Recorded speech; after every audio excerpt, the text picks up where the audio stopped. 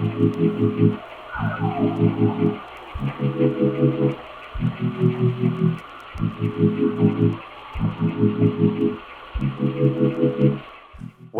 to the final roundtable of the Insight Conference 2021. I almost said 2023.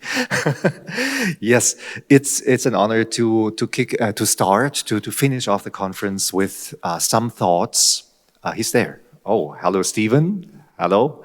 Hopefully you can also hear us. To finish the conference with thoughts about what we have learned and what we want to bring to the future. So, my first question to the panel is, how does psychedelic science and therapy today differ from what we've seen in the 1960s and 70s? What are the key elements that makes psychedelic science and therapy different from the first wave of psychedelic research? So what's the difference between what you see in the last 10, 15 years to what has been happening before the shutdown? Thank you. I would say in clinical research, there are nowadays some concepts based on input from neuroscience, from depressed patients, for instance. There are clear-cut concepts in neurocognitive neuroscience, how we can approach patients, and that is emerging in clinical psychedelic research slowly. But there was even more progress in neuroscience, that we start to understand a few processes that are altered, for instance, emotional regulation, not emotional experiences that we can measure since ever, but we approach deeper levels of how emotion are modified through psychedelics, and how this may predict long-term changes. But this is a field that needs even more research. Yes, thank you. Can I ask Anna? So you have a philosophical perspective on the field developing. Is that different from what happened in the 1960s and 70s, and in how far? I'm not sure I'm the right person to answer this question, because I didn't really follow the history of it, and I think I wasn't born at that time. I believe so. So I think the answer I would give will be really not focused. So I'm going to pass the mic. Sorry. I think a lot of the early work in the 60s is criticized for poor methodology, but I don't think that's fair. I think they were very sophisticated in the work that they did, trying to understand how to do double-blind studies, and they had control groups. I think there's one thing that's negative now. It was better then. Stan Grof talked about how the people at Spring Grove and Hopkins, everybody who was in touch with the patient, the nurses, the therapists, the doctors, everybody that had anything to do with the patients were encouraged and legally permitted to do LSD. So that now we even talk about, do psilocybin therapists really need to have their own psilocybin experience? Or what about the nurses and everybody else around them? So they understood more, I think, in the 60s than now, the need for having this whole psychedelically informed treatment community. So I think we've kind of lost that because the war on drugs hadn't really been launched then, and it was easier to get permission to have wider groups of people. I think now, of course, we have larger numbers of different psychedelics that are being studied. We'll be having a large number of new companies trying to develop and patent new psychedelic substances. Then it was mostly just LSD and psilocybin. So overall, though, I think when I really try to look at the methodology, the main thing that's changed is all the neuroscience tools that we have now. Yeah. So, colleagues to the left. So, what are the most important points to bring the new psychedelic therapies to the field at the moment? What should the field concentrate on?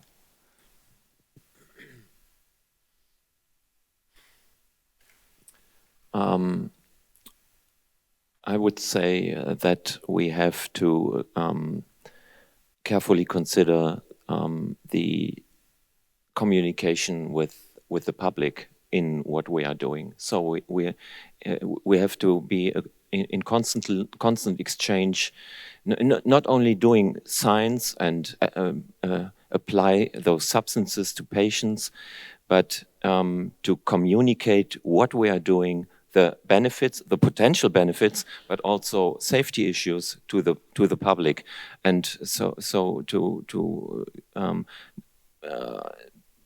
really get a balanced view on the potential of these compounds in the public, so to avoid misconceptions and false expectations. I think that's very important, and that's important in a sense that so many journalists are here and get hopefully the right view of the potential of these drugs.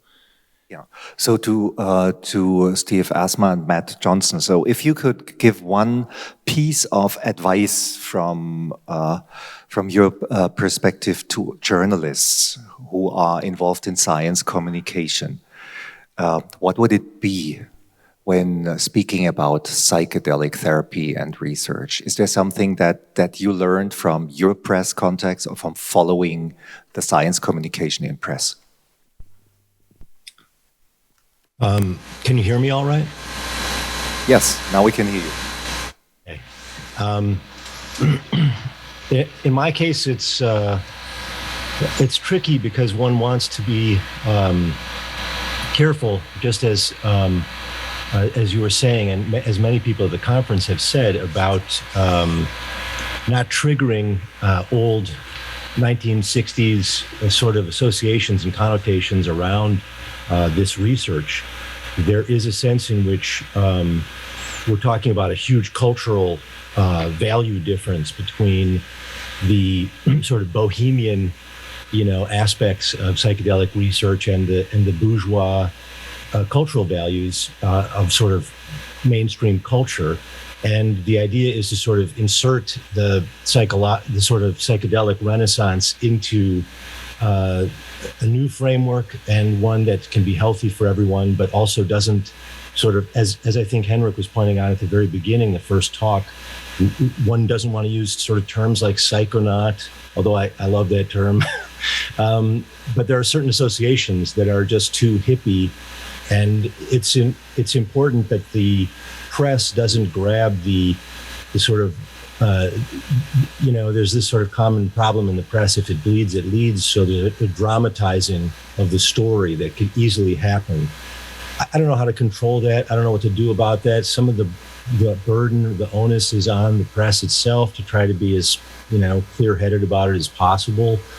On the other hand, I too am not, as a philosopher, I'm interested in the broader questions about consciousness, and those won't fit very well in an op-ed piece or a short, 700-word article. And I think that's fine. I mean, I'm more interested in the way in which the psychedelics can reintroduce us to the sort of re-enchanted world, or the enchanted world that Max Weber thought is gone.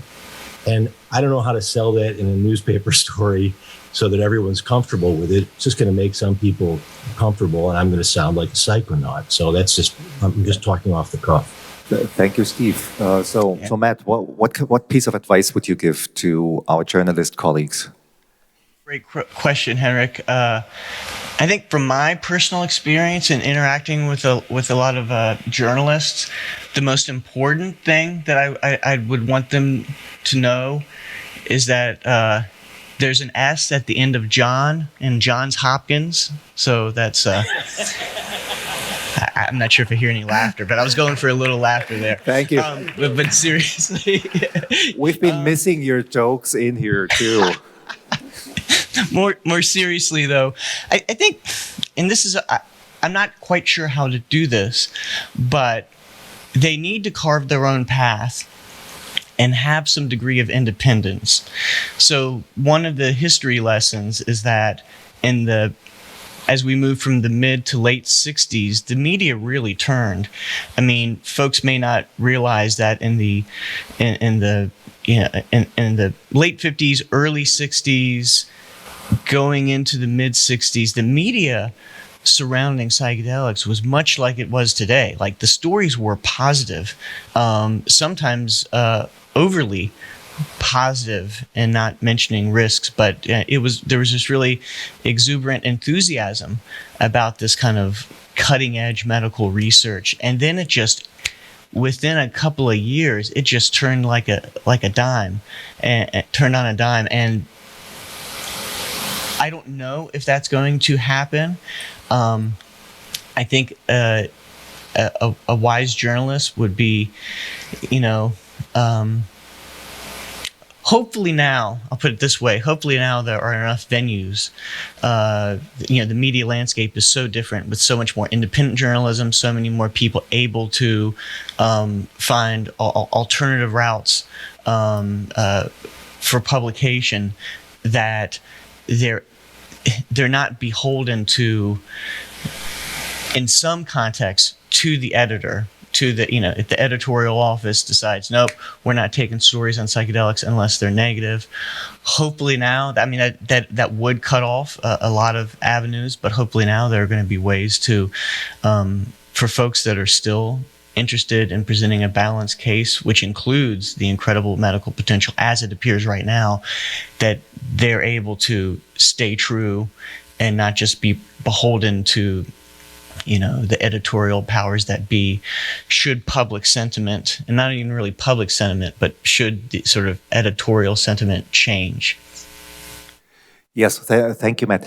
We have a little bit of a sound problem here, so we have such a noise in the background. Maybe the technicians try to solve that problem. So asking for a little bit more brevity here, I'd like to change the topic. So we have had a lot of different topics on the conference. One of it was drug development. It hasn't been mentioned too many times, but it's definitely a component in the field. So there are a number of companies developing or trying to develop new substances. So I'd like to hear your assessment of how should a new drug, or could a new drug look so that it would have a better impact on the therapeutic process? And do you think at all that this will happen by intentional drug design? So is there somebody who would like to say something about that?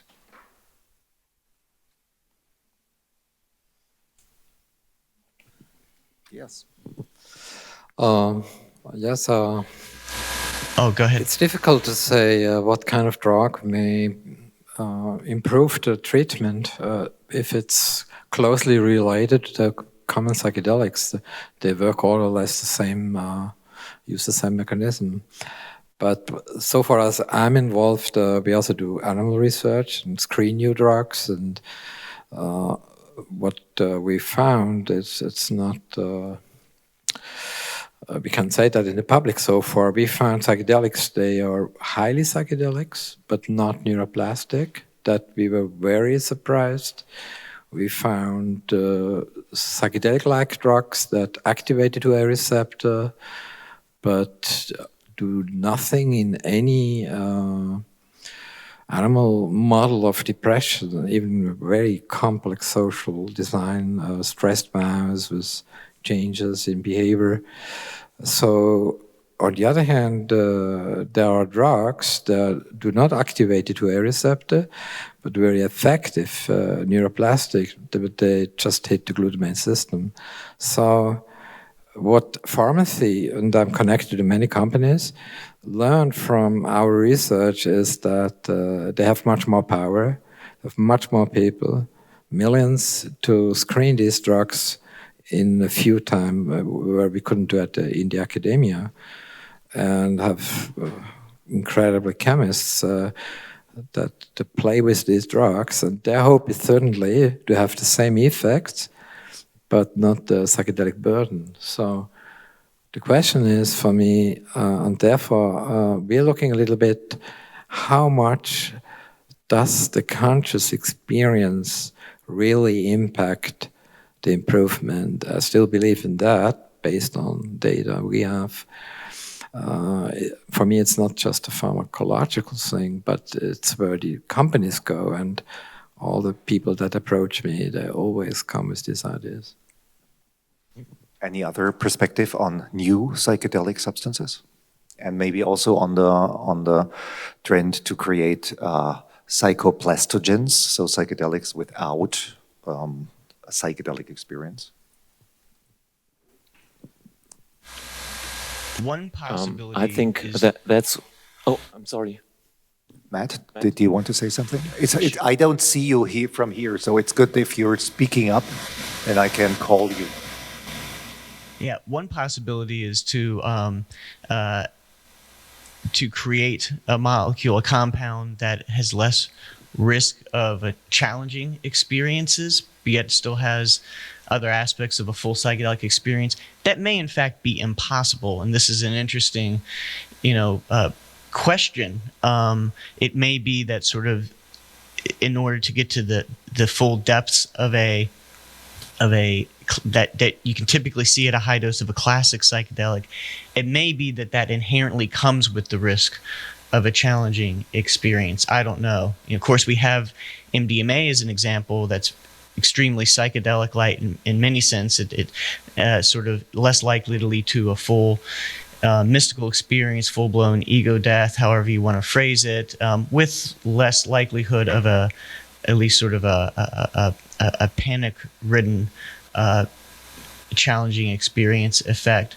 Is it possible to have something with that full unitive mystical experience level with less chance of challenging effects? That's an interesting question. It's also an interesting question that may not be a good thing. It may be the possibility of challenging experiences, even though we don't shoot for them the way Salvador Roquette did in some of his research. Even though we don't shoot for them, it may be that's an important part of the therapeutic package. So anyway, a lot of questions there. I don't have the answers. Yeah. Good. Yeah. For me, the question whether we need the full psychedelic experience for the positive effects on mental health is really one of the most exciting in the field, at least concerning pharmacology. Excuse me. Because this question is directly concerned to the interaction between brain and psyche. So how does the psyche interact with the brain? This is the question that really relates to the nature of human consciousness and probably consciousness in general.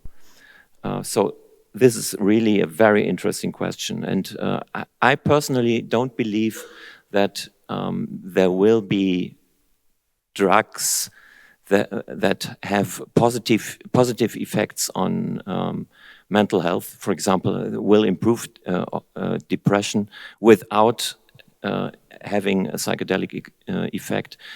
But that's a very personal view. With regard to plasticity improving effects, all the available antidepressants have such effects, even after short application. Ketamine has such effects, and even some antipsychotics have such effects. They increase plasticity. So I don't think that drugs that increase plasticity are the holy grail for improving mental health. I don't think that this is a crucial point. I'll say there's several companies that are trying to develop shorter acting MDMAs or modifications of MDMA. And one of the things I've suggested to them is that MDMA seems unique compared to the classic psychedelics or marijuana even, that after people have taken it a bunch of times, the magic sort of diminishes a little bit. And it's unclear why that is. It doesn't seem to matter for, several sessions in a therapeutic setting, but there's something going on there that seems, and in a way it's a good thing because it limits long-term use of MDMA, because normally when you have a situation like that, you up the dose and then you get the feeling. But when you do that with MDMA, you get more of the stimulant effect rather than the desired effect. So I wasn't sure if I would say this, but that's mostly for the recreational market, if they can figure that out. Why is it that happening?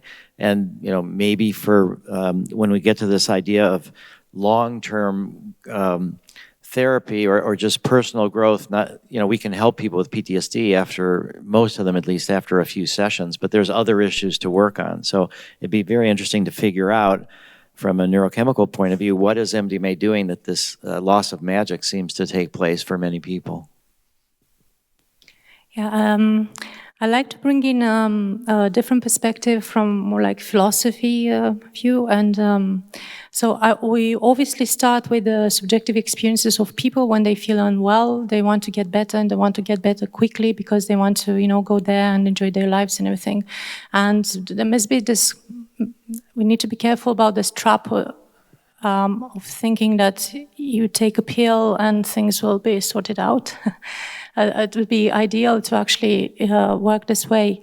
So I'd like to challenge a bit this idea of actually developing a drug in itself that will solve by itself this problem. But more, and also I'd like to challenge this idea that actually we need to have exclusively a neurocentric brain-based perspective. So the brain is connected with the body, and the body is connected to the environment. And we don't know, for instance, that the talk that Gerhard said, when he gave this, very moving example of the patient crying. So we don't know, would like to know, this is what science is, to what extent was it the chemical in the brain, but also the hand holding and actually the physical presence of the person being there and meeting and sharing that experience with somebody else, right?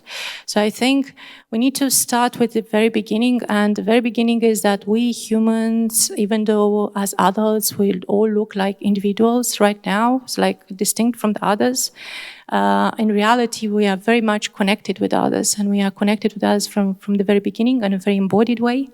And actually we feel it right now because, we are here in person, and we kind of wanted to be here in person in a kind of like embodied setting, in a real conference, or real people. I'm getting the real interaction from the people. And I think it's a bit the same with when you start to feel unwell, so there's the danger to actually, try to reduce uncertainty by interacting less and less with the environment, with other people, but then automatically and unwillingly you might cut yourself from the very thing that actually might help you to get better. It's actually engaging with other people.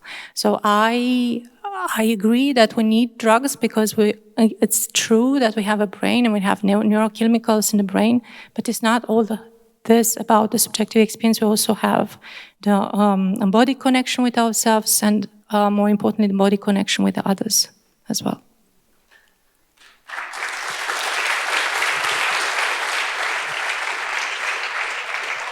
I just would like to pick up on what Anna just said.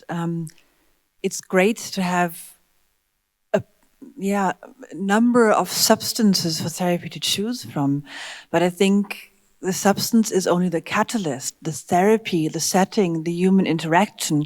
And that's where I would like to come back to what Peter Gasser was talking about, group therapy. I think there's so much more to do with the methods we already have. And it's a bit like getting a new computer game. Every time you're getting a bit bored of the old one, well, play it to the end, please.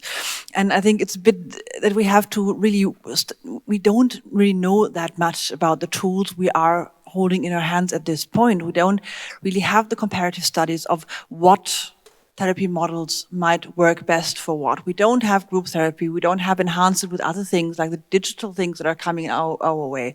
There's so much more to learn. And before we burn millions or billions in drug development, why not invest in better therapies?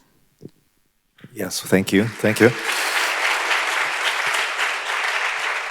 So, maybe related to that, are there inventions in the therapeutic field, in the clinical field, in the technological field? We have seen some amazing stuff here on the conference, virtual reality stuff, that would add to improving the effects of psychedelic therapies. What do you think? Who thinks that there should be inventions, that there are inventions? What should they look like?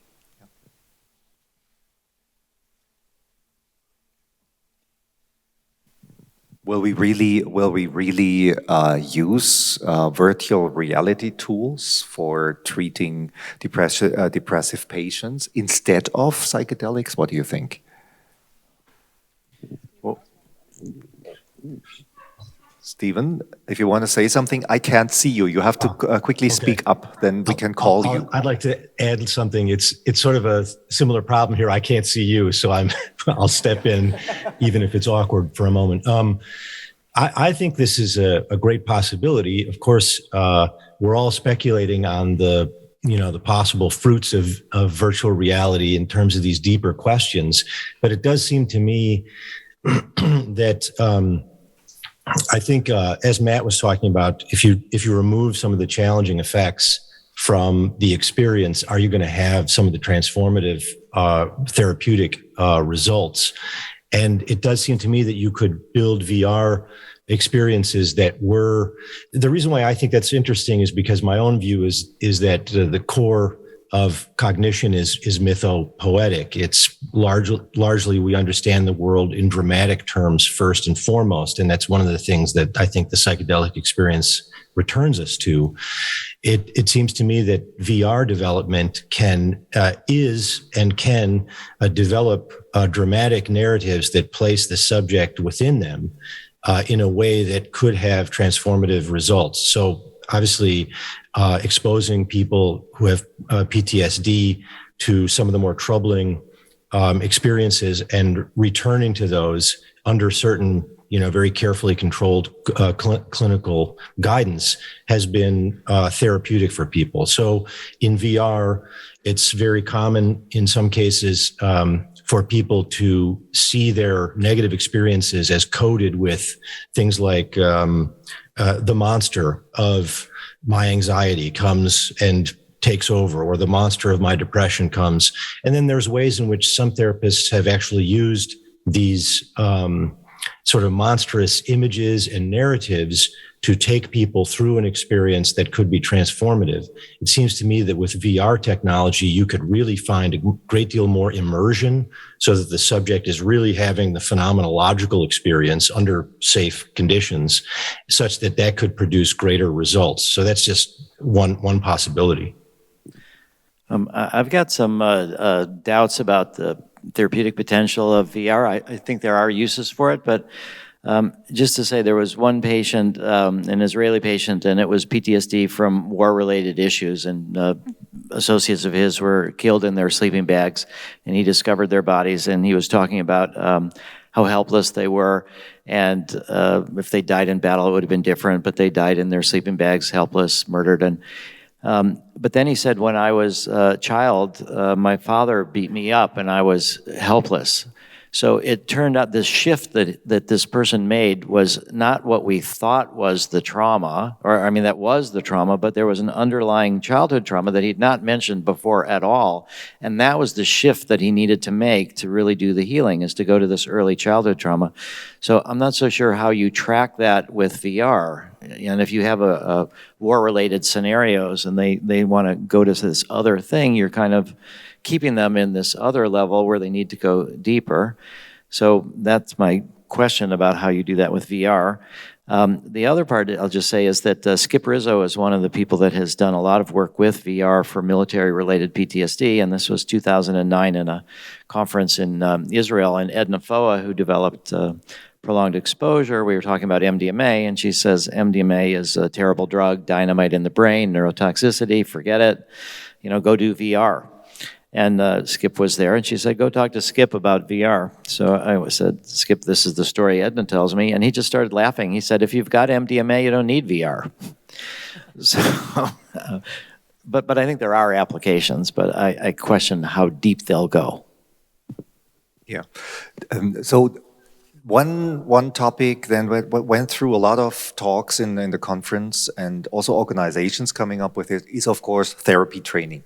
Yeah. So, what do you think are the key elements of therapeutic training for applying psychedelics? And is self-experience really important? You know that some people doubt that. I think the best possible training you could have as a psychedelic therapist is your own psychedelic therapy. Any contradictions? What's the role? What's the role of self-importance? What can you learn from self-experience for treating your patient?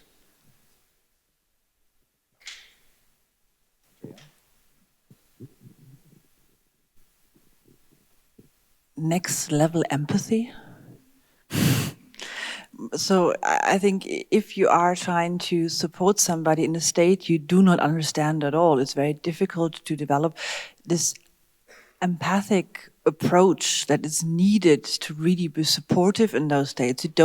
You will never look into this person's eyes and see what's happening inside their mind. But if you can resonate with intense states, with bliss states, with difficult states, and also resonate with the ineffable, that makes it possible to, support without influencing and help people through. And I think that's what this is about, next level empathy.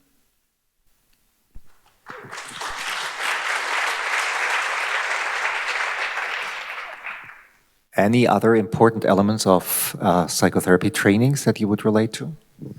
Well, it's just my opinion. I don't think empathy is a good word. It goes back to all this psychodynamic people like Kohut, who came up with that, and Winnicott and all these great guys.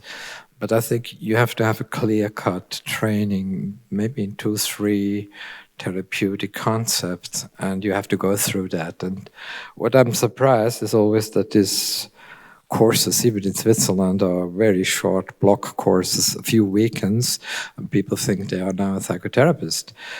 They should firstly sort out their own problems before they play the gurus. That's what I see, at least in many of the centers. So I'm hardcore. I think you need a deeper personal training and understanding conceptually, because when you treat what we can do, fortunately in Switzerland, a subject several times is psychedelics, it's a whole narrative. It comes out fragmented. You have to understand now this is more defense than what you really, it's absolutely not unconscious. He has known that before, and you don't see that the structure, how he behaves, changes. He has better feelings, but this doesn't mean that he changed his behavior. And you have to have a really close look at how you look at the process in therapy and not how you look at symptom improvements that we do already with SSRIs. Yeah, any other? Thank you. Yeah. One important aspect that I don't think has been mentioned yet of a training program is really the utilization of a mentorship, apprenticeship model, which is essentially to say, in the typical models where we have two guides, two therapists in the session room, it's important to start out in a number of sessions as an assistant guide, so to speak. I mean, that's essentially our training model that we've used for 2 decades at Johns Hopkins, and that's the way I started out. And through that, only through that experience does the larger group, does the research lead make the determination, this person is ready to be a primary guide, and there will be other people, probably most people, who are fine to be an assistant guide who would never be cut out or ideal to be a primary guide. So I think this has to be part on top of anything else in a training program. I don't see any replacement for basically sitting in the co-pilot's chair for a large number of sessions before you take over as the pilot. Thank you, Matt. Yeah. So if there are no other comments on training, I would like to open the session to the audiences out there globally and in here in the room. So related to what we talked about or what you take from the conference, You can ask questions to the audience, to the panel. And we start with Lucas Bacedo. Yeah? Please, Lucas.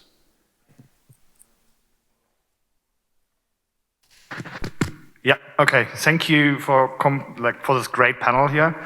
So my question would be, what do you think is the biggest danger for this movement right now? So what could derail this train that we're on, and what would really be the worst case, and how can we prevent that? Thank you. Well, it used to be the fear about the counterculture. I think that's passed. It used to be the fear about parents for their children. I think that's changing. I would say the biggest danger that I see now is this whole talk about the mystical experience and how this unitive experience goes beyond kind of different specific religions. So I think it's fundamentalism and fundamentalists from different cultures reacting to this concept that there may be something in common underneath all the different religions, and that there may be this core mystical experience that somehow threatens fundamentalism.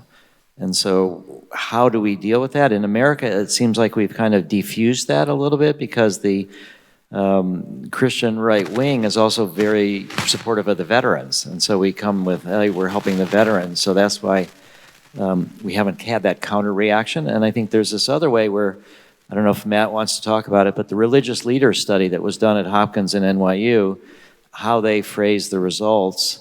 But I think there's a way in which the fundamentalists are holding on to something that's disappearing. As the world becomes more global, they're becoming too literal. And so it's how do we help them see that you let go of this literal fundamentalist perspective, but there's something richer underneath it.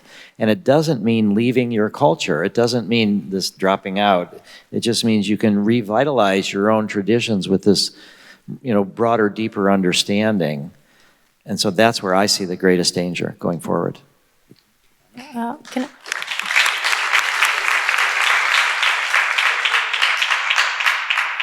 Yeah, so as a philosopher, the danger I can see is that we may make people believe that if they change the perception of the reality in the head, the reality itself is in the head, right? So it's like it's all about what is happening in the brain, right? But I think because you change the chemical reaction, the plasticity of the neuron, and say, okay, so this means that I can create different type of reality in the head.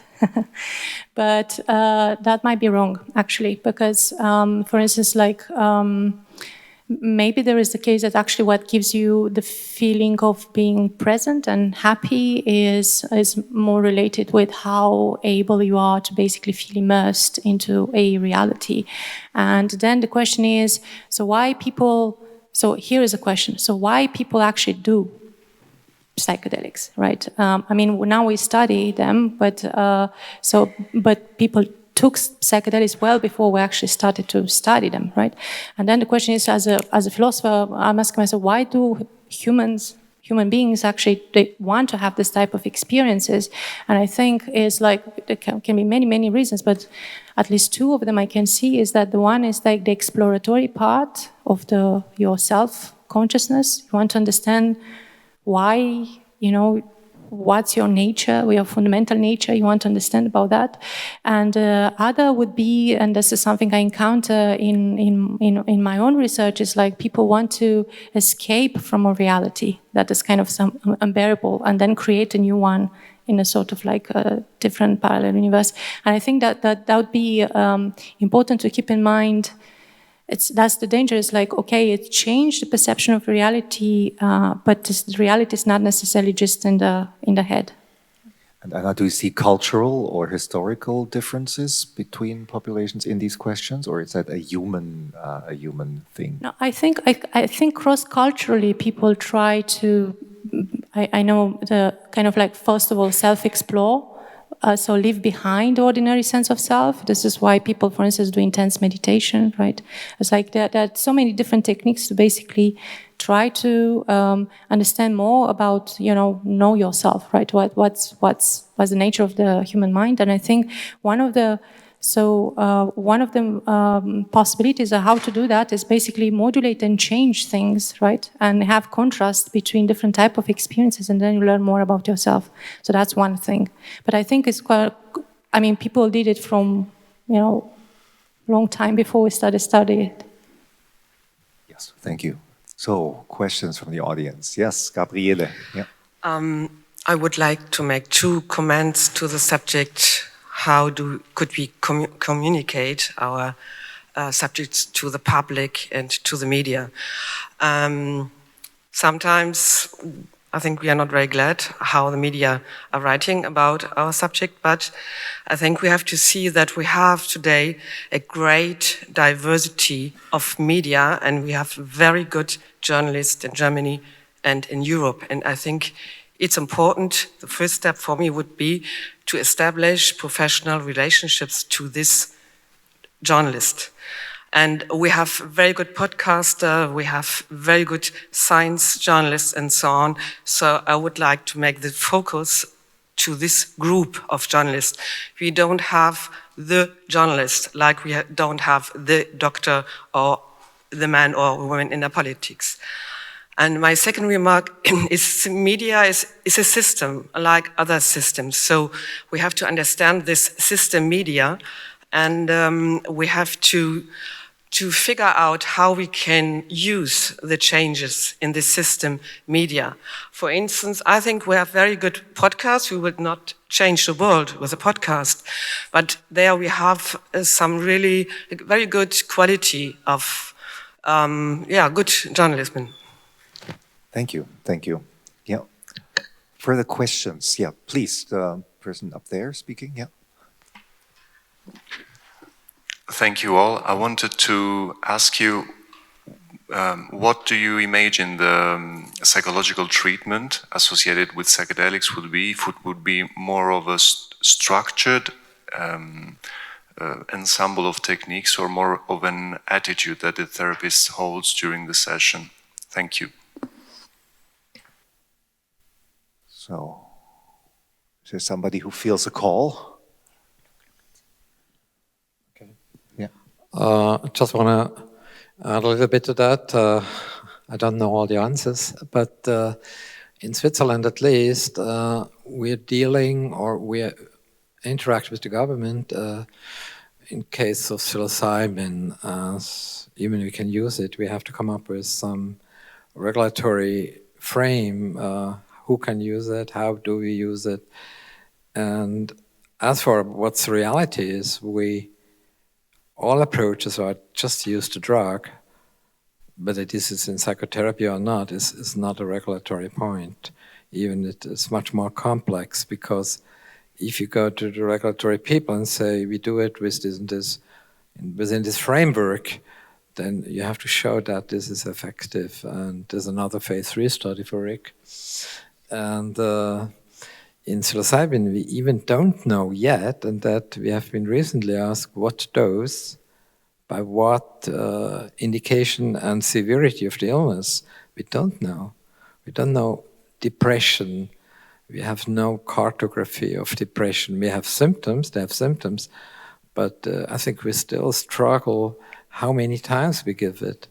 And all the things around makes the design of development enormously complex. Just that you keep that in mind, and switching from one drug to the other is another hell of designs for the next 5 years. Just that you see reality. Yeah. Somebody want to comment on that? No? So, yes, there was somebody up there. Yes, please. Yes, you. Yeah. Hello, thank you very much. I have a question concerning your relationship, or the relationship of the scientific community concerning psychedelics to the pop culture community and to the underground psychotherapeutic, psychedelic community. Like, what is your relationship, or are you willing, or is there an intention to learn from each other? Because what I realize is there is a kind of a vicious circle. One part of the scientific or medical community is getting like all the bad experiences from people who had bad experiences in other contexts, and the same thing vice versa. Like people coming from medical treatment or from experiences in psychotherapy to alternative places and say, oh God, this was so bad.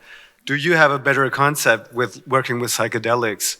And I think there's a lot of experimental movement going on. And my question is there a will to, or an intention to try to learn and transfer knowledge between the scenes? For example, concerning safety, or for example, concerning group settings and so on.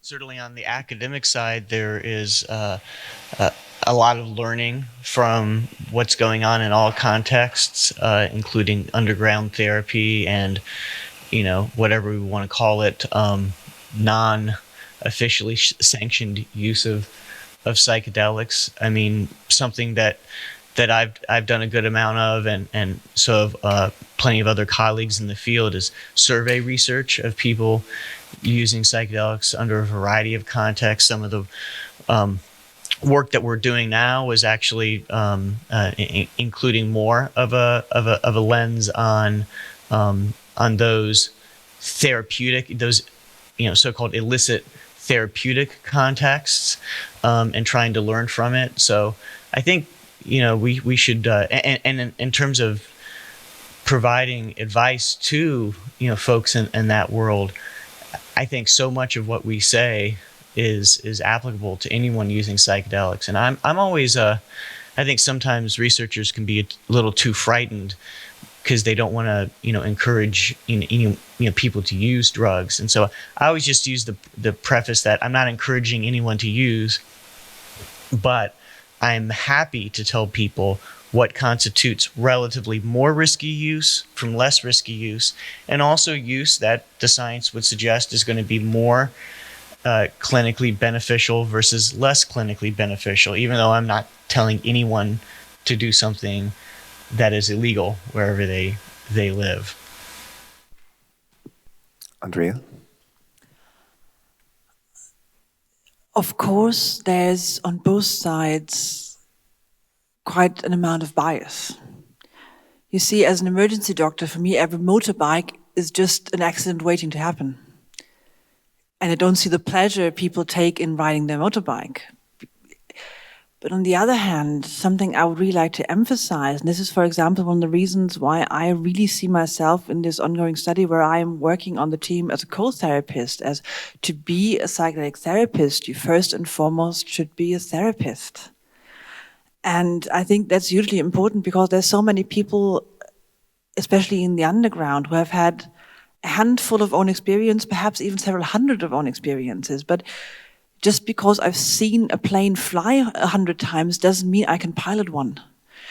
And I think it's so important that we establish structures also of intervision and supervision that normally isn't given in underground contexts, and also support systems for patients from either context, because also even if we try to implement the most impeccable legal system of how to do this therapy, there will be patients that perhaps will need support even after the therapy.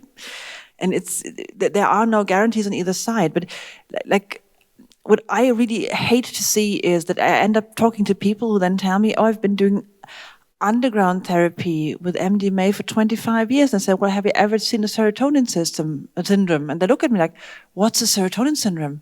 And this kind of just throws me off my feet. Well, that means they haven't seen it, though.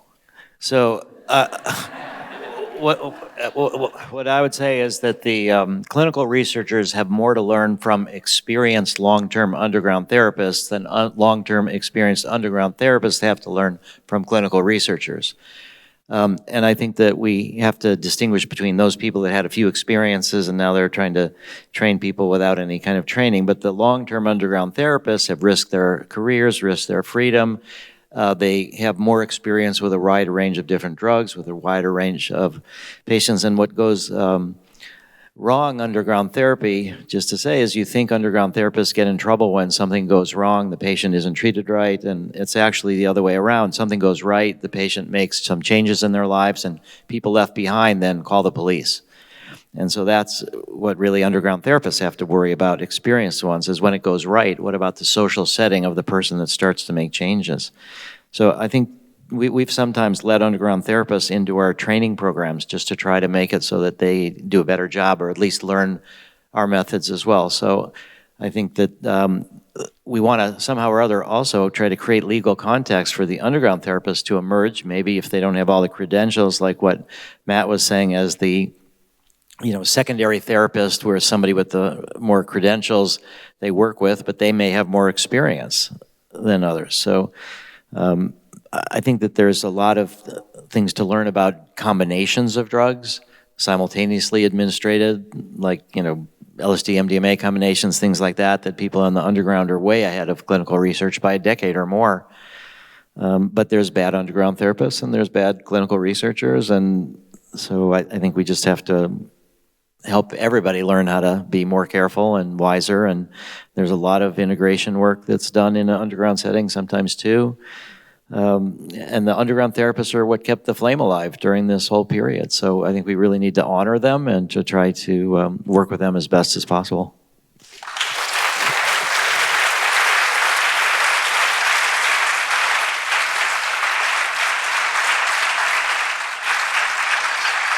So if there are no contradictions to that, and I'm the moderator, but I'm not contradicting, so let's take the next question from the online audience. We have time for 2 or 3 more questions. Yeah. And after that, Pedro. Yeah.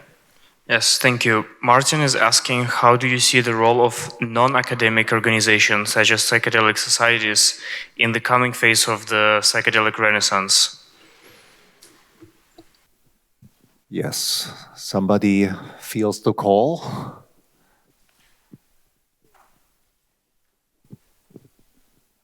Well, I can respond in that, we're looking at, as I said, clinical research and drug policy reform.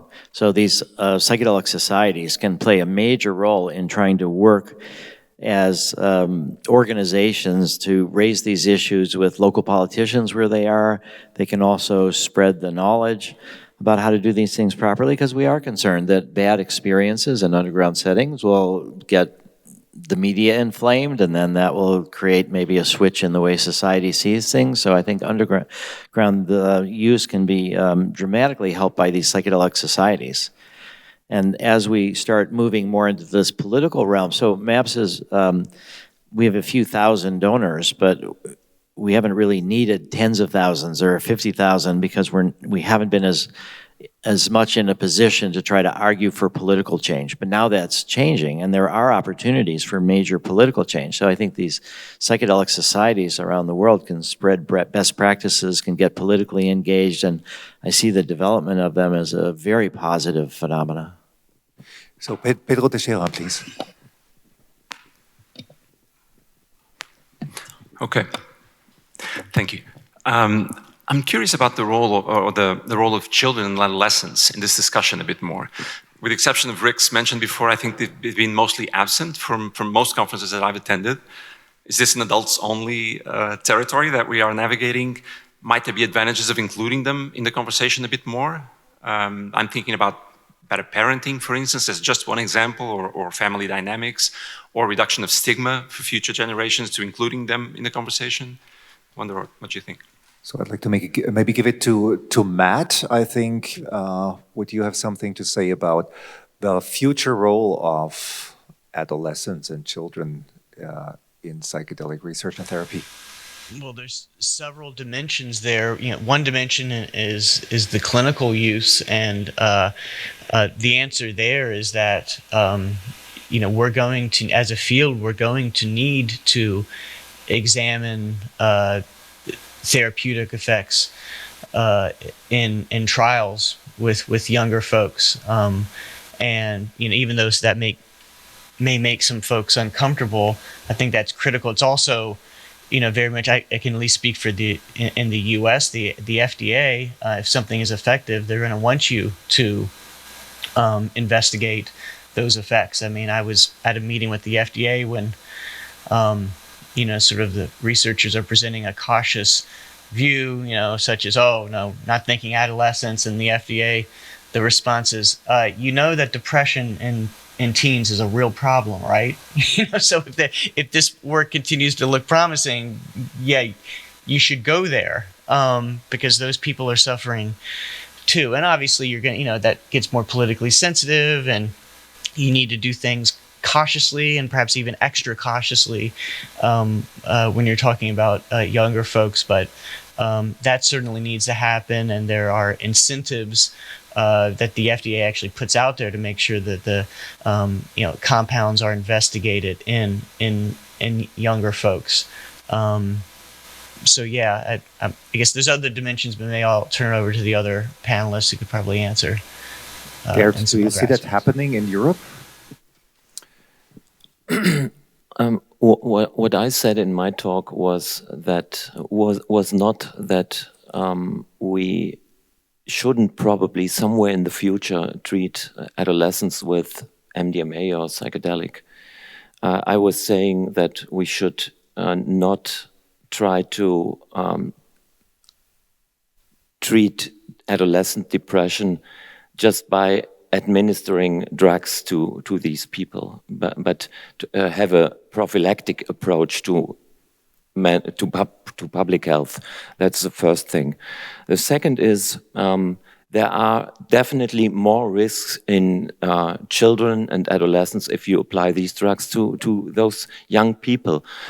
For example, I have a perspective as a clinical psychiatrist. I have seen many very young people with psychosis who have taken THC for years every day, and there is strong scientific evidence that the earlier you begin THC consumption, the higher your risk for developing schizophrenia. That's a fact.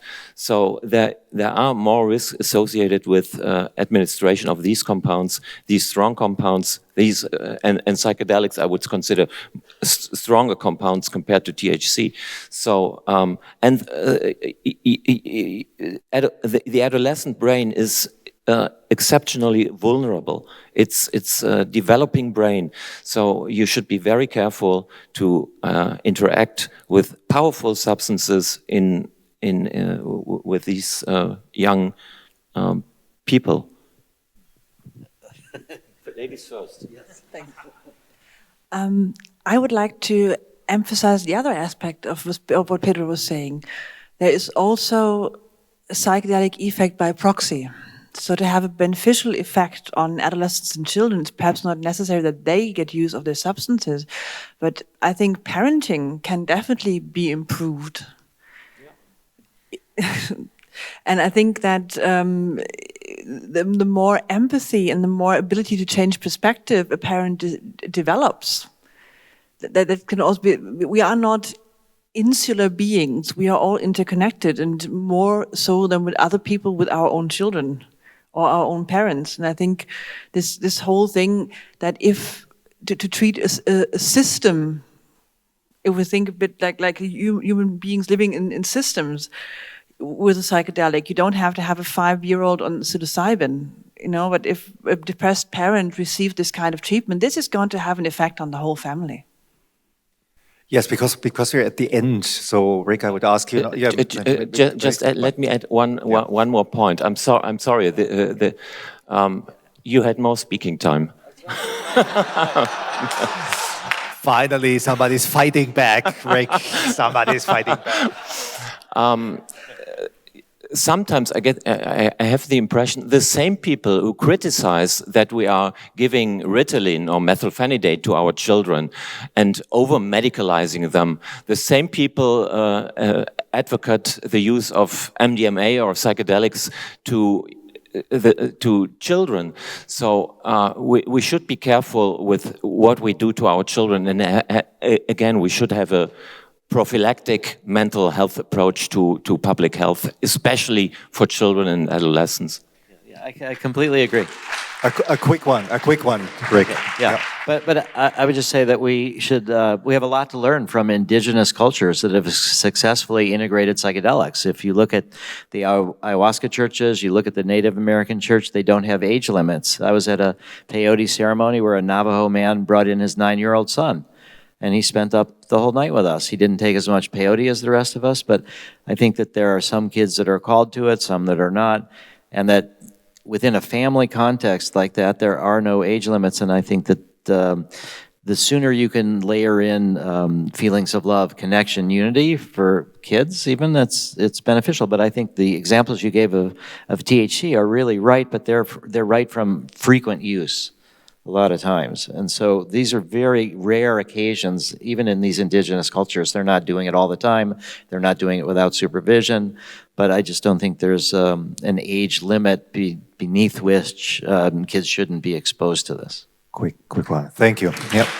So we're at the end of a 3.5-day conference. I would like to quickly walk through the panel with one sentence or two, and maybe ask you to give an answer to the question: what's your hope for psychedelics in mental health? And please let's start with Stephen Asma, maybe Matt Johnson then, and then go through the panel here in Berlin. Yeah. What's your hope for psychedelics in mental health, or if you want to culture? Yeah, I think first of all, one sentence is very hard. I just used it up.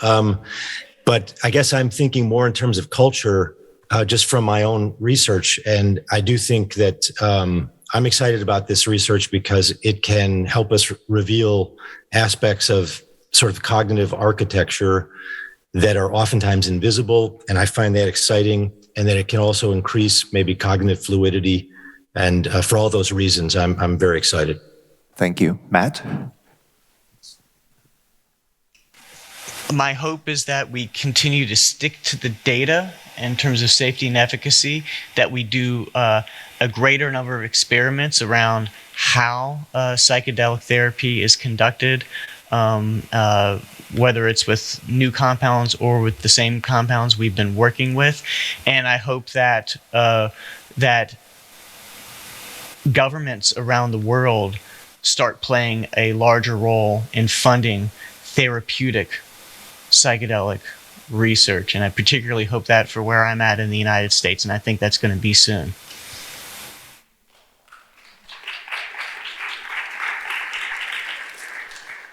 So my hope is for a better interdisciplinary dialogue between different people tackling the psychedelic research, because I think different way of putting the question may give you very different answers. And if the more people you have in a room that ask questions about the same topic, then better answer you get.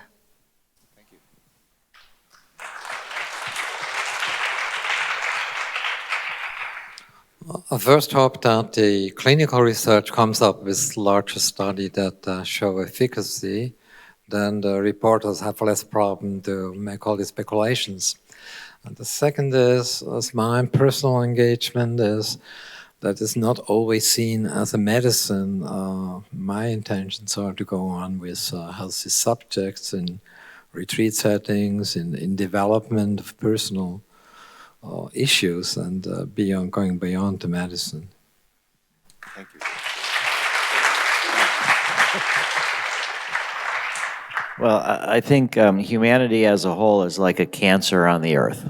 And we're killing the earth, we're killing species, and my hope for psychedelics is that through helping large enough numbers of individuals, we'll also have a collective impact to avoid that and move us towards a more spiritualized, emotionally healthy humanity.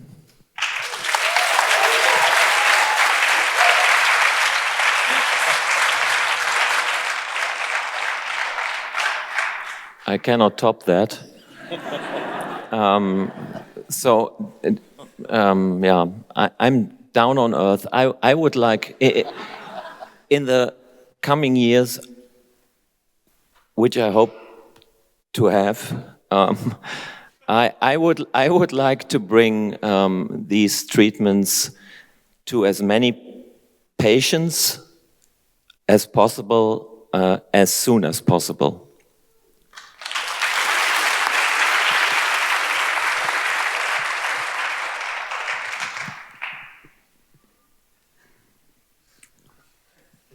My hope would be that we as a society, and that means everybody, that means overground therapists, underground therapists, people using recreationally, people working in the psychedelic science field, people in advocacy, that we all manage in this collective overexcitement not to trip over our own feet, and that we manage to really, with diligence and thoroughness, bring these substances to a point where they can bring the maximum benefit to everybody who, needs it, wants it, and can benefit.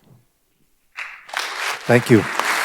So, I would like to thank the panelists, and now we're at the end of this conference.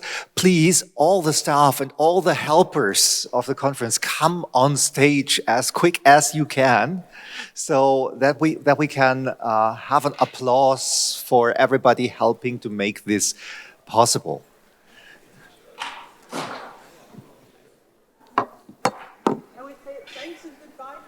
Thank you to our panelists out there, and stay on for a few minutes if you want to. So that's really a big crowd here helping to make this possible for free, volunteering.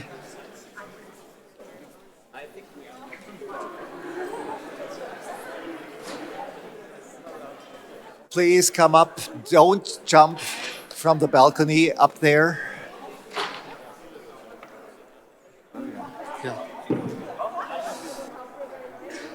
Yes.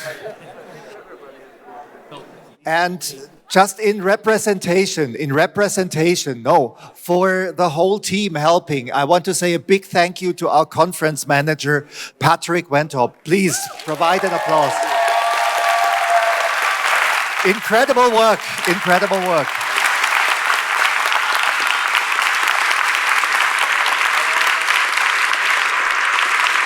To all the technical teams, to all the speakers, to everybody involved here at the Langenbeck-Virchow-Haus, a big thank you. And let's come back in 2 years for a great conference. In the meantime, work hard. Hey, bye-bye.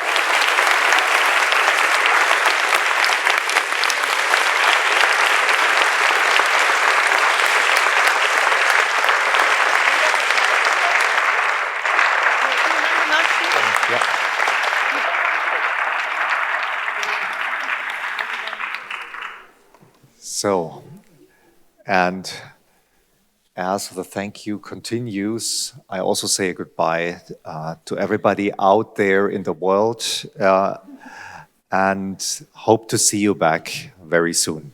Bye-bye.